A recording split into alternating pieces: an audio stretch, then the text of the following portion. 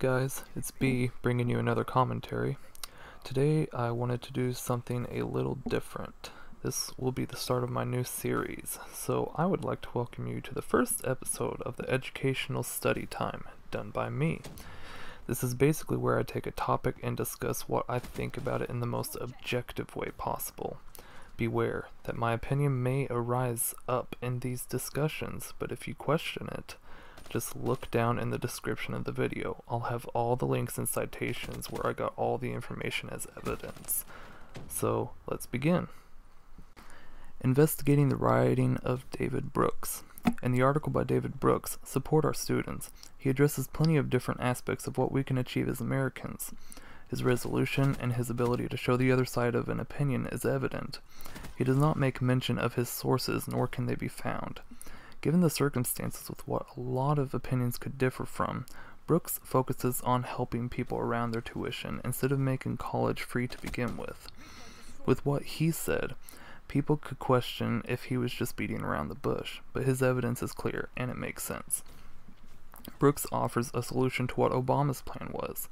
Obama's plan was essentially to make college tuition free to everyone that could keep their grades up. The elucidation of the idea from Brooks was to help students with their textbook costs and putting out childcare for a bigger diversity of college campuses.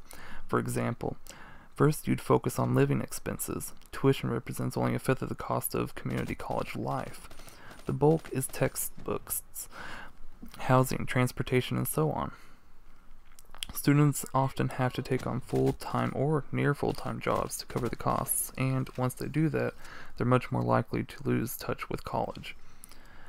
Another quote from Brooks is, "You'd focus on childcare. A quarter of college students nationwide have dependent children. Even more students at community college do.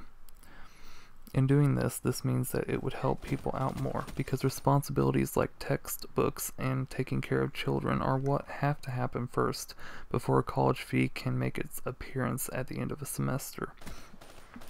Helping people with what comes first supports plans to be made in the future for that student. On the other hand, one could argue why students are having children before they are prepared to take care of them. In every respect possible, having children before a person has their life in order is not fair to that person or their child. Children need all the attention they can get. If we can apply that attention to our college success, we could end up with having more time to focus on school." Brooks also points out what happens when students feel accomplished after working hard for their degrees in school. A plethora of tears from former students is what one would usually expect. Brooks states this idea from his point of view. These bright days serve as evidence that America can live up to its dream of social mobility, that there is a hope at a time when the ladder upwards seems creaky and inadequate. This is a great example of humility by him.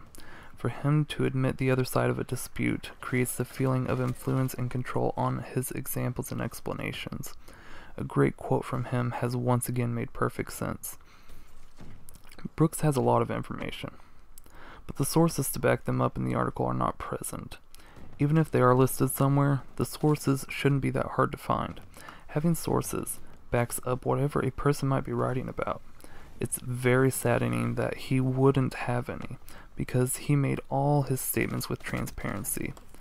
A quote from Brooks that didn't have a source was when he addressed a similar plan from Tennessee. For instance, the evidence from a similar program in Tennessee suggests that the simple free label has an important psychological effect. Enrollment there surged when high school students learned that they could go to community colleges for nothing. He also goes on to talk about percentages considering dropout rates. Brooks' quote he had was, "The problem is that getting students to enroll is neither hard nor important. The important task is to help the students graduate." Community college dropout rates now hover somewhere between 66% and 80%.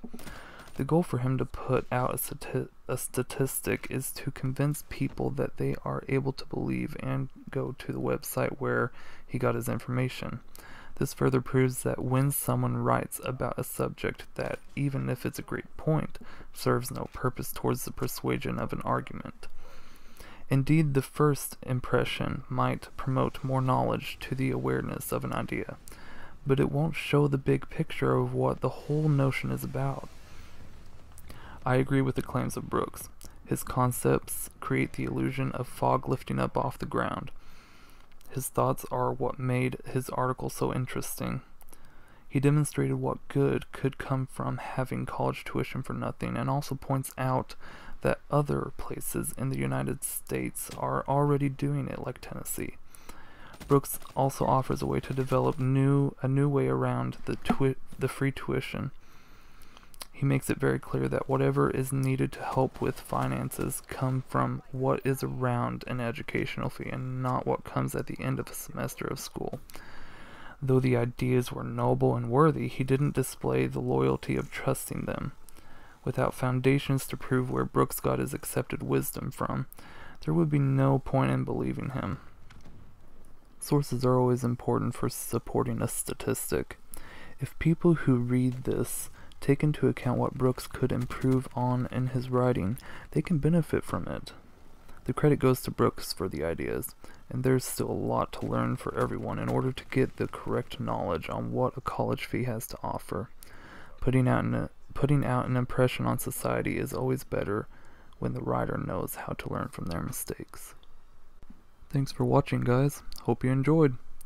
I'm out. I see what you're wearing, there's nothing beneath it. Forgive me for staring, forgive me for breathing. We might not know